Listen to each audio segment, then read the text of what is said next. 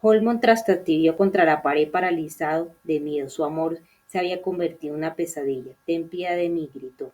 Los músculos y los tendones de Lucy se licuaron en un brebaje que supuraba de sus huesos. El sonido de su voz, antaño hermoso como el de una arpa, había desaparecido. Una campana hueca sonó en su boca. Piedad, la misma piedad que tuviste conmigo cuando me clavaste una estaca en el corazón, mi amor. Lucy saltó sobre él gruñendo como un animal rabioso y lo aplastó contra la pared. Sus garras de hueso le desgarraron las muñecas cuando extendió los brazos de Holman y los clavó en los paneles de palizando hasta crucificarlo. Holman gritó de dolor. La mandíbula de Lucy se desencajó abriéndose de un modo imposible. Sus colmillos se situaron sobre el cuello de Holman. Los gritos quedaron silenciados cuando ella le arrancó la laringe. En sus últimos segundos de honor, Arthur Holman fue testigo de cómo su amada Lucy echaba la cabeza hacia atrás, extasiada, bañándose en su sangre. Lucy, gritó al incorporarse en la oscuridad desconcertado y perdido. ¿Estaba muerto? Cuando sus ojos vislumbraron lo que tenían ante sí, se dio cuenta de que estaba en su cama. Se tocó el cuello. No había herida ni sangre. Solo había sido una pesadilla. Estaba respirando tan deprisa y su corazón latía tan rápido que pensó que iba a tener un ataque. Holman oyó un sollozo ahogado a su lado, miró con un gran temor. Era Beth, estaba llorando. Había dolor en sus ojos, tanto dolor como no había visto nunca antes. Supo lo que había ocurrido. Había gritado el nombre de Lucy en su sueño.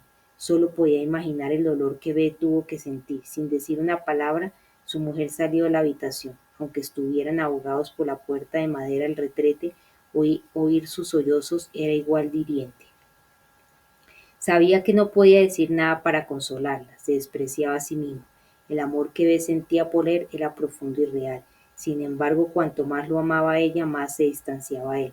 No podía traicionar a Lucy ni siquiera después de su muerte. Había amado a Lucy desde el momento en que la vio por primera vez. Todos la habían amado, Jonathan y Nina Harker, Jan Sedgwick, Kinsey P. Morris y él mismo. Después de que Jonathan aprobara su examen y se marchara a Transilvania, para su fatídico encuentro con el príncipe Drácula, Mina había buscado una forma de llenar el vacío en su vida.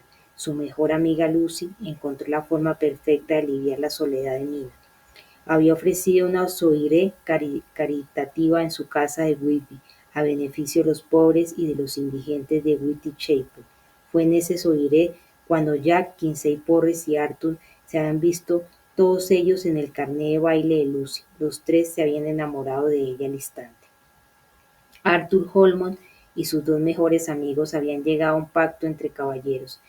Cortejarían a Lucy hasta el máximo de sus habilidades y dejarían que ganara el mejor. Holman nunca había conocido mayor felicidad que el día que Lucy lo eligió a él. Sus amigos brindaron por su feliz unión y por una larga vida futura de amor compartido, cosa que hizo que se sintiera orgulloso de nombrar a Jack y a Kinsey Morris padrinos de su inminente boda, una ceremonia que nunca llegó a celebrarse. Se arrastró hasta el tocador de Beth y miró su desdichado reflejo en el espejo. Durante mucho tiempo solo había querido morir, no sentir nada, estar con Lucy en el cielo. Quizás era solo su culpa, pero temía la muerte tanto como la ansiaba. Sentía que las vidas que había arrebatado en el campo de batalla estaban justificadas. Dios lo perdonaría por obrar rectamente contra hombres malvados. Los tres hombres a los que había matado en duelo eran harina de otro costal, incapaz de quitarse su propia vida por temor a una eternidad en el infierno. Había buscado que otros hicieran lo que él no podía. Había provocado a esos hombres a actuar, había insultado de tal manera su honor que no les había dejado elección. Fueron duelos justos, pero sus oponentes estaban muertos únicamente por causa de su cobardía. Se tocó la cicatriz de su mejilla derecha, trazó con dos dedos el lugar donde había estado la punta de su oreja. Las palabras de Kinsey Harker resonaron en su mente. Drácula ha vuelto para vengarse y lo sabe. Ayúdenme a matarlo de una vez por todas. Holmes volvió a pensar en la mañana que siguió a la noche en que clavó la estaca en el corazón de Lucy. Se había plantado delante de una estatua de Cristo en la capilla de su familia y había jurado sobre la tumba de su amada que no descansaría hasta que destruyera el demonio que le había arrebatado la vida. Dios había provocado que Lucy se le apareciera en sueños para recordarle su juramento. Después de 25 años desperdiciados, Dios le estaba recordando su promesa. y Arthur Holmond estaba obligado a responder. Era la única forma de asegurarse la salvación y una eternidad con Lucy. Por la mañana iría a Londres y buscaría a ese demonio, en el nombre de Dios. Después de que se llevaran al señor Stoker al hospital, Kinsey había vuelto a la habitación que alquilaba. Entonces se dio cuenta de cuál era la cruel realidad. La repentina incapacitación de Stoker había provocado que el único obstáculo para que Baccarat interpretara el papel de Drácula hubiera desaparecido. Dent tenía grandes deudas. No era tan estúpido como para cancelar la obra, así que le correspondía a Dane asumir la dirección. ¿Qué implicaría eso para Kinsey? Aunque le asombraba su impresionante representación del soliloquio de Drácula, la actitud de Baccarat le había dejado perplejo. No podía permitir que el gran actor humanizara a aquel monstruo. La primera idea de Kinsey fue contarle la verdad a Baccarat, pero no sabía qué podía decirle. Su héroe nacional es un monstruo que destruyó a mi familia y mató a mi padre, y mi honor me obliga a darle caza y a matarlo. No era necesario pronunciar esas palabras para saber que aquello era una locura. ¿Qué pruebas tenía? Kinsey comenzó a pasear por la habitación. Lo primero que debía hacer era regresar al Lyceum y pedir disculpas a Dane por su conducta grosera, para que su plan funcionara. Tenía que ponerlo de su parte. Llegó al Lyceum Theatre a media mañana. El periódico no mencionaba los sucesos de la noche anterior ni el estado de salud del señor Stoker. A Kinsey no le sorprendió, porque el desafortunado incidente había ocurrido demasiado tarde para que entrara en la edición matinal. Al joven le inquietó que Dane no estuviera en el teatro, y ninguno de los trabajadores tenía conocimiento de la salud de Stoker. Se estaba acomodando para esperar la llegada de Dane cuando se le acercó el señor Edwards, el acomodador. Edwards era un tipo habitualmente lleno de brío y que lucía siempre una gran sonrisa. Kinsey sintió que había problemas cuando Edwards se le acercó con aspecto sombrío. Con punzadas de pánico en el estómago, inmediatamente se temió lo peor. Dane está tan furioso que ha cancelado la producción. El destino quiso que los horrores de la imaginación de Kinsey palidecieran en comparación con la realidad. Edward le entregó una nota que le habían dejado en la puerta. Kinsey frunció el ceño. Había dejado estrictas instrucciones a todos los trabajadores del teatro para que estuvieran atentos a la posible llegada de una mujer de aspecto juvenil que aseguraba ser su madre. Nadie, bajo ninguna circunstancia, debía permitirle la entrada en el teatro ni divulgar su paradero. Al fin y al cabo, todavía no sabía de qué lado estaba Mina. Con cierto tono de disculpa en su voz, Edward dijo: un caballero anciano vino esta mañana y aseguró que era su abuelo. Según él, se trataba de una emergencia familiar y necesitaba localizarle inmediatamente. Dejó esta nota para usted. Espero no haber obrado mal, pero, dadas las circunstancias, pensé que era mejor consultar el listado y darle al viejo caballero la dirección. ¿He hecho mal? Kinsey tranquilizó a Edward diciéndole que todo estaba bien y agradeciéndole su preocupación. La verdad era que las cosas distaban mucho de estar bien. El único familiar que le quedaba era su madre. Aquel presunto abuelo era un impostor. Abrió la nota y descubrió que no había nada escrito en ella. Todo había sido una treta para obtener su dirección. Las punzadas que sentía se convirtieron en una ola de terror. Cayó la noche. Kinsey se encontró delante del dragón de Fleet Street. ¡Qué ironía! Había pasado el día vagando por las calles, temiendo regresar al teatro o a su piso. Gracias a Edward, el extraño misterioso conocía su domicilio y podía estar esperando al acecho. Si el desconocido se cansaba de esperar, era muy posible que regresara al teatro. Kinsey sentía que debía evitar a ese anciano. Había tres posibilidades respecto a la identidad del anciano desconocido. Primera, como Mina no iba a conseguir información respecto al paradero de Kinsey si iba al teatro ella misma, el anciano desconocido podía ser un emisario de su madre. Segunda, podía trabajar con Scotland Yard. Quizá la policía quería interrogar a Kinsey en relación con el ataque de Stoker. Scotland Yard también podía estar buscándolo por otra razón. Algo terrible podía haberle ocurrido a Mina. Kinsey sabía en lo más hondo que todavía amaba a su madre, aunque no podía confiar en ella. Su instinto le decía que enviara un telegrama para comprobar si su madre estaba sana y salva, y luego correr a su piso a esperar respuesta. Era solo el miedo respecto a la tercera posible entidad del desconocido lo que mantenía a Kinsey en una suerte de limbo. Stoker había escrito en su novela que cuando su padre conoció a Drácula en el castillo de Transilvania, el demonio se le presentó bajo la figura de un anciano. Pero eso no era la novela de Stoker. Kinsey no podía correr ese riesgo. Miró al dragón de Fleet Street y vio que la luz titilaba de manera inquietante en su rostro. Estaba tremendamente cansado, no podía pensar con lógica, no podía quedarse toda la noche en la calle. Basarab estaba en su hotel. Era el hombre más prudente que conocía. Era su amigo. Seguramente le ayudaría. Sin embargo, Kinsey no podía arriesgarse a exponerlo al peligro que le acechaba. Miró a la oscura ventana de la oficina de su padre. Ya no quedaba nada para él allí. Solo se le ocurría un refugio seguro. Kinsey volvió sobre sus pasos y decidió dirigirse a Money y Sons, el bar favorito de su padre. Allí podría mezclarse entre la multitud, ser anónimo, tanto si el anciano desconocido era un policía como si era un emisario de su madre, estaba seguro de que no se le ocurriría buscarlo allí. Si el peor temor de Kinsey se hacía realidad y el desconocido anciano era, en realidad Drácula, estaría a salvo en público. Lo único que sabía a ciencia cierta era que Drácula necesitaba mantenerse en las sombras, no podía arriesgarse a exponerse. La niebla se hizo densa, 2 manzanas más y encontraría calor, un descanso y comida caliente. Al acercarse al callejón de Fleet Street, me turbó la idea de que si algo tan nimio como la nota falsa de un desconocido podía provocarle semejante pánico, no podía esperar derrotar a un demonio como Drácula. Una mano surgió de la tiniebla, una mano surgió de la niebla, agarró a Kinsey del abrigo y lo empujó a la oscuridad del callejón. El demonio me ha encontrado, se dijo, sabía que su padre no había tenido una muerte rápida. Drácula no sería más benévolo con él, su muerte sería una tortura, rezó para tener fuerzas. Kinsey observó al hombre que emergió de la niebla arremolinada. Llevaba un bastón. Antes de que Kinsey pudiera reaccionar, vio un destello de acero, notó una sacudida en el aire, abrió la boca para pedir auxilio, pero rápidamente lo silenció la punta de un estoque en el cuello. ¿Sabes quién soy? Preguntó desde la oscuridad una voz con un fuerte acento. El hombre del estoque se inclinó hacia la luz. Kinsey se sintió al mismo tiempo aliviado y aterrorizado. El hombre era delgado y frágil. Un ondulado cabello blanco le caía sobre la cara.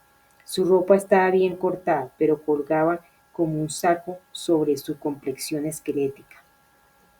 El agresor de Kinsey era un hombre anciano y enfermo. Debería tener la certeza de que podría dominar al anciano del estoque. Pero había algo en sus ojos, una especie de fuerza, quizás un atisbo de locura. Pero ese anciano no era Drácula. Usted ha de ser Van Helsing. Si conoces mi nombre, sabes lo que soy capaz, dijo Van Helsing. Deja de meter las narices en la muerte de tu padre. Arthur Holborn lo había recibido muy fríamente, así que no debería haberle sorprendido que otro miembro de aquella banda de héroes que acabó con Drácula tratara de disuadirlo de vengarse. Aun así, no esperaba ver al viejo profesor deambulando por las calles de noche, menos aún en Londres. No se le había ocurrido que Van Helsing podía ser el misterioso desconocido. Seguramente lo gobernaba el miedo. Quizás se había cansado de esperar a Kinsey en su alojamiento y se había puesto a buscarlo. Kinsey apartó el estoque de su cuello. Le envía mi madre. Van Helsing volvió a colocar la punta del estoque en el cuello de Kinsey, forzándola a retroceder contra la pared de ladrillo. La expresión de rabia desesperada en su rostro hizo que comprendiera que aquel tipo no perdía tiempo con argumentos nimios. Para dejar clara su posición, Valjense giró el filo rasgando la carne. Unas gotas de sangre rodaron por el cuello de Kinsey. El anciano no era tan débil como aparentaba. No hay respuestas para ti, dijo, solo oscuridad. ¿Qué secretos son esos que están tan desesperados por ocultarme? Preguntó Kinsey esperando que el anciano no percibiera el temblor en su voz. Una expresión de locura asomó a los ojos de Van Helsing. Kinsey contuvo el aliento, sin estar seguro de si saldría con vida de ese callejón, pero el rostro del anciano se suavizó. Sus ojos permanecieron severos, pero ahora parecía más un abuelo encantador que un asesino. La mayoría de nosotros caminamos por la vida seguros de nuestra fe, dijo Van Helsing con honradez, un viejo profesor dando una última lección a un estudiante en el que no veía potencial. Otros que no son tan afortunados se enfrentan a un momento en que su fe es puesta a prueba. Ese es el momento en el que han de elegir entre la luz y la oscuridad. No todos tienen la fuerza o la prudencia de tomar la decisión correcta. Van Helsing retiró el estoque y lo envainó en su bastón. Ve a la Sorbona, rogó, por el bien de tu madre. Vive en bendita ignorancia y sigue siendo un hijo de Dios. Entonces, explicada su postura y con la lección dada, el anciano retrocedió en la niebla y se alejó sobre su bastón sin mirar atrás. Kinsey se sentía ultrajado. Su madre obviamente había enviado a Van Helsing a decirle a su hijo que era débil y que necesitaba protección, pero le demostraría que no era así, se lo demostraría a todos. Drácula estaba muerto, Mina estaba segura. A través de los ojos de Báthory había sido testigo de su desaparición final. Quería llorar por los dos, por Drácula y por Jonathan, pero no había tiempo para eso. La estaban persiguiendo. Si sobrevivía, habría muchos días y noches de soledad por delante para llorar por lo que había perdido. Si no sobrevivía, no importaría. Ahora le quedaba muy poco por lo que vivir, con su marido en la tumba y su hijo lleno de rabia por cosas que no comprendía. Necesitaba pertrecharse con el arma más poderosa, el conocimiento. Aunque no sobreviviera, quería que su hijo fuera consciente de todo el mal del mundo. Tenía que averiguar todo lo posible respecto a la condesa Else de Báthory. El profesor Van Helsing solía decir, para combatir a tu enemigo, primero has de saberlo todo de él. Báthory era la nueva enemiga de Mina. Mina y Báthory habían intercambiado sangre y ahora su mente estaba conectada con la de la condesa, igual que lo había estado con la de Drácula 25 años antes. Aquello implicaba que Báthory tendría conocimiento de los pensamientos, deseos y secretos de Mina, pero también Mina podía vislumbrar lo que pensaba Báthory. Su cabeza latía a medida que pulsaban siglos de recuerdos. En la librería local buscó entre las pilas de libros y encontró un relato biográfico de la condesa.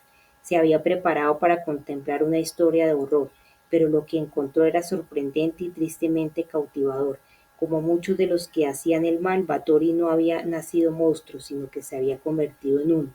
La opresión de las mujeres del siglo XVI había sido 10 veces peor que la de los tiempos de Mina. A Báthory la habían obligado a casarse con alguien que le doblaba la edad. Los ojos de Mina buscaron el nombre de Ferenc Nadasti y de repente la abrumaron sentimientos de un odio profundo. Su mente se vio asaltada por imágenes de agresión física y violación y por un horrible hedor. Cerró el libro de golpe, como si eso pudiera ayudarla a bloquear aquellas imágenes. Como pequeños pinchazos de luz en la oscuridad, en la mente de Mina empezó a aparecer un conjunto de recuerdos. Ella y Báthory habían intercambiado apenas una gotica de sangre, por lo que solo veía imágenes sueltas, pero aquello bastaba para ayudarla a reconstruir un relato doloroso. Mina no se sorprendió al enterarse de que Báthory hablaba con fluidez en húngaro, latín y alemán, un hito poco común. Mina, a la que siempre le había gustado tomar notas meticulosamente, escribió educación excelente. Y luego rodeó esas palabras. Solo eso ya la convertía en una enemiga peligrosa. Después se encontró referencias al talento ecuestre de Báthory y a su destreza en el arte de la esgrima, que eran igualmente alarmantes. Un pasaje en concreto le dio que pensar. Mientras su marido estaba en la guerra, Báthory se había quedado en casa con su tía, la condesa Carla.